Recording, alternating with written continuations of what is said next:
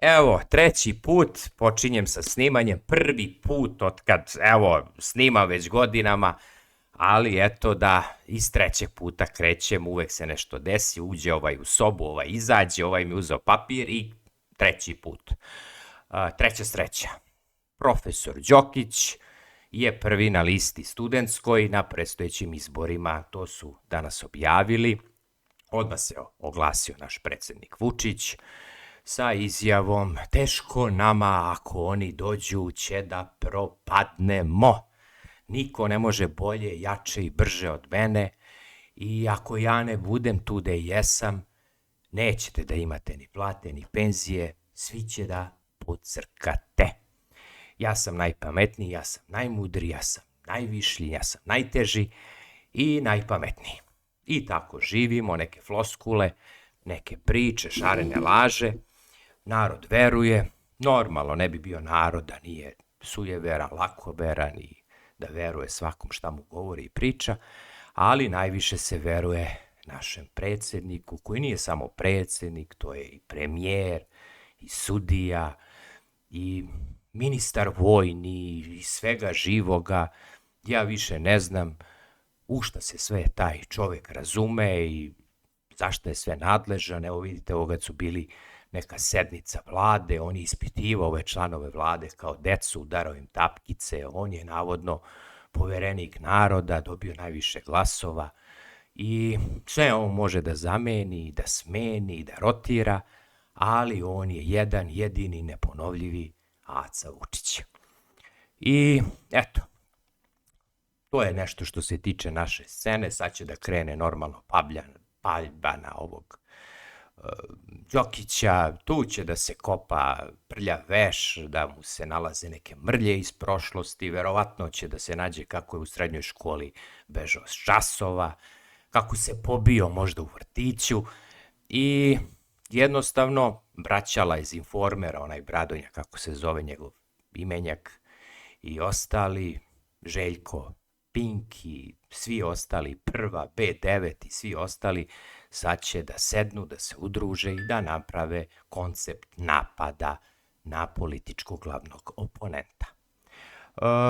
Šta da vam kažem, suma sumarum, tako vam je, nema političkog suočavanja, nema javnog servisa, nema televizije gde će dva politička predstavnika nekih različitih ideja, različitih mišljenja da kažu, da se sukobe, ali politički lepo, normalno, civilizovano, sve se svodi na prljavu igru i nažalost Srbija je zemlja gde politike generalno nema, gde postoji diktat politički, gde se zna ko sme da priča, gde sme da priča, koliko sme da priča i postoje ljudi koji su svuda i zauvek zabranjeni.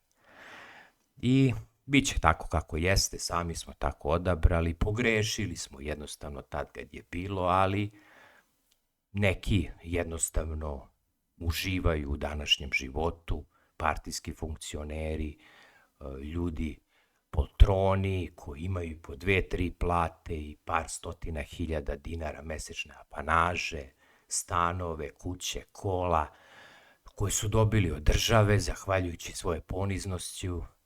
Takvi ljudi će i dalje uživati u benefitima Acine vladavine.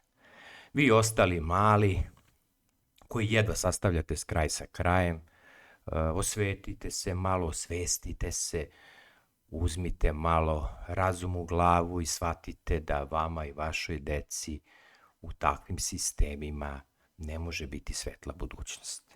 I vraćamo se na globalne teme, da, eto, ne dužim. Šta se dešava u svetu?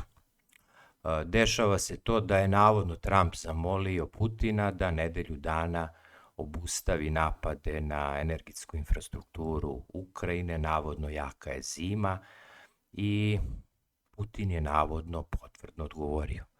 Vidjet ćemo kako će to ići dalje. Navodno su danas razmenili mrtve, Rusi su im dali 1000 tela ukrajinskih poginulih vojnika, a navodno su Ukrajinci dali 38 ruskih. Pa će neko da kaže, joj vidi, bajo, koliko više gine Ukrajinaca nego Rusa, ali poenta je u sistemu ratovanja, uglavnom su Rusi ti koji napreduju, koji idu, osvajaju teritoriju i jednostavno iz tog razloga poginuli Ukrajinci ostanu na njihovoj teritoriji koju su oni zauzeli, iz tog razloga ima toliko više poginulih ukrajinskih vojnika, ništa drugo nije u pitanju, generalno ginu i jedni i drugi proporcionalno, tako da nemojte ta cifra što se tiče razmene poginulih da vas zavarava. Što se tiče globalne ekonomije, cena nafte, spektakularni rast, već 10 dana, $12 je nafta skočila po barelu od prošle nedelje. To je tačnije od sastanka Donalda Trumpa sa velikom petorkom. Kad kažem velika petorka, to su vam ExxonMobil, Chevron, Shell, ConocoPhillips i Beyond Petrol ili nekadašnji British Petrol. Ova petorka je nastala normalno, svi su oni ćerke firme ili nastali su nekad iz Standard Oila, čuvenog Rockefellera, koji je jednostavno 1911. godine bio prinuđen da zbog antimonopolskog zakona u Americi podeli svoj Standard Oil na 5-6 kompanija koje i dan danas uspešno rade. Normalno, jedni te isti ljudi stoje u vlasničkoj strukturi svih ovih 5 kompanija koji su velika petorka, vladaoci sveta. Što se tiče energije, energenata, bili su u Beloj kući, pričao je Trump sa njima, napravili su novu strategiju, oni su toliko jaki i moćni, verovatno su oni rekli Trumpu da uradi ovo u Venecueli što je uradio, da kidnapuje Madura i njegovu suprugu i verovatno su rekli da ovako niska cena nafte više ne ide. Da imao si godinu dana, nisi mogo da Putina ekonomski slomiš, inače generalno niska cena nafte je bila vezana za Rusiju i pokušaj Trumpa da preko niske cene energenata isprazni ruski budžet, da ga ostavi bez para i mogućnosti ratovanja, da bi on pristao na kompromis na mir. Međutim, pokazalo se da je Putin žilav, nije mogao za godinu i kusur dana Trump ništa po tom pitanju da uradi. Seli su momci velike petorke i rekli diži cenu nafte jer mi nemamo profit. Zašto nemamo profit? Amerika proizvodi 13 miliona barela nafte dnevno, najveći je proizvođač na svetu, mnogo više proizvodi od Saudijaca i od Rusa, ali 2/3 te proizvodnje je iz Teksasa, prvenstveno iz tog Permijanskog bazena, koji se bazira na Shell proizvodnji koja je jako skupa, gde su proizvodni troškovi generalno preko $50-55 po barelu. Proizvodnja te nafte je skupa, iziskuje dosta vode, dosta hemikalija, radna snaga, moramo da znamo otprilike 1,5 miliona ljudi radi u naftnom sektoru Amerike, umeđu vremenu zbog inflacije cene su porasle i jednostavno treba plaćati te ljude i jednostavno Trump je doneo odluku, rekao je ok, nafta ide gore.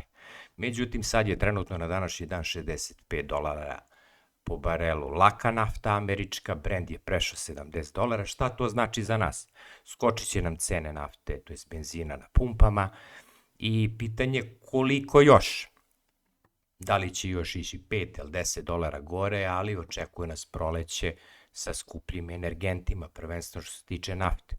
Što se tiče gasa, pale su rezerve u Evropi na blizu 40%, što je alarmantno za ovaj deo godine. Još je zima pred nama, još je tu februar, mart, pa i april. Gasna skladišta u Evropi se prazne, a cena gasa raste. Trenutno je otprilike oko $500 za 1000 kubika. Srbija trenutno dobija gas za samo $288 za 1000 kubika, zahvaljujući Rusima i tim dogovorima vezano, znate, onaj za naftni aranžman imamo s Rusima što se tiče cene gasa, vezano za cenu nafte koja je relativno bila niska do sada, ali i ona je počela da raste. Očekujem na proleće, znači zbog ove geopolitičke promene, poskupljenje cene energije. Zlato danas $5.400 unca, to je 30 grama zlata, $5.400, a Amerikanci su predviđali cenu od $5.200 do kraja godine. Znači za 20 dana to je već premašeno. Dokle će zlato da divlja? Svi ga kupuju, sve centralne banke, nema se više poverenja u evro, u dolar, svi teže da jednostavno dođu do zlata. Kako investicioni fondovi, tako i nacionalne banke. Šta se dešava sa američkim berzama? S&P, Dow Jones i Nasdaq, 3 glavna berzanska indeksa u Americi spavaju. Već 2-3 meseca nema nikakvih korekcija. Veliki je problem prvenstveno vezan za te tehnološke gigante kao Nvidia, Microsoft, Oracle i odalje da ne nabrajam. Da li će ta veštačka inteligencija doneti toliki profit, toliki dobit koliko se očekivalo od njih? Jednostavno te kompanije su precenjene. Nvidia vredi $3 biliona, ima tržišnu kapitalizaciju, sama firma nema toliki profit, možda 40-45 milijardi dolara, ali tržišna kapitalizacija, vrednost akcija na berzi je enormno visoka. Investitori se boje, nesigurnost je velika, zato je zlato 70% poskupelo prošle godine. Nije to vezano za zlato, samo poskupelo i srebro još više, ali očigledno nam se sprema turbulentna proleće, puno krize, puno neizvesnosti, moguće je i taj sukob u Persijskom zalivu između Amerike i Irana, ne bi volio da se to desi, jer onda bi nafta ne došla do 100, nego možda i do $120-150 po barelu. To bi sigurno izazvalo globalnu svetsku ekonomsku krizu, ali nadam se da do toga neće doći.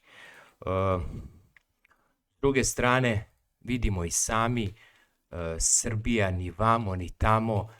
S druge strane, ovo smo odigrali donekle fair i korektno što se tiče NIS-a. Dobijali smo gas preko zime, dobit ćemo ga još 2 meseca po relativno dobrim cenama, ali šta će biti nadalje?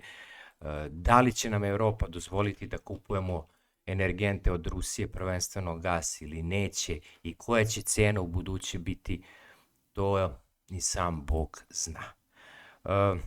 Šta da vam kažem, jedna godina koja je otišla iza nas je bila vrlo teška, neizvesna. Povećanje plata od 5% ne znači ništa. Prošle godine u ovo vreme je bilo preko 8%. Evo, već su pekari najavili 5% povećanje cene hleba, poskupljuje vam struja, grejanje, znači oštrija je zima i u cijeloj Evropi i u Srbiji. Vidjet ćete i sami kad vam stignu računi za struju, za grejanje, to će sve da vam anulira eventualno što vam država dala preko ovih povišica, to je penzija, minimalca i ostalo. Potrošačka aktivnost je jako niska, potrošnja je niska, narod generalno ne može da akumulira novac da bi nešto investirao, trošio.